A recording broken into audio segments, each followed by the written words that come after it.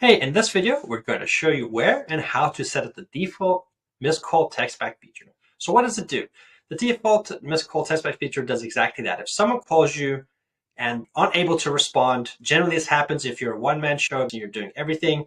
Alternatively, if you're just busy, right? So it happens, you miss calls. What we want to do is break the pattern. So if you're anything like me, my pattern is if someone doesn't answer my call, if I'm after a specific thing, like I'm trying to get my AC fixed, so depending on the urgency, I'm going to move to the next listing. Essentially, what we're trying to do with the missed call text back feature is break up that pattern of going to the next business. So essentially what happens is I call the business, they don't pick up. I look to the next thing, and next thing I know, I get a text message coming in and saying, hey, sorry, I missed your call. This is John from XYZ Business. How can I help? So now we basically broke up that pattern recognition and got ourselves involved there. And hopefully by that, the customer will continue to converse with us and you're able to get back in a timely fashion. So this is automatically enabled for your accounts.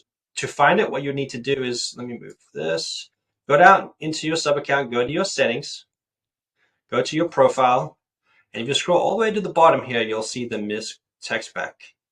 This is where you can enable and disable it. So you have the option to create a more robust workflow for this. But for this video, we're just going to show you the default. I want to make sure I enable this.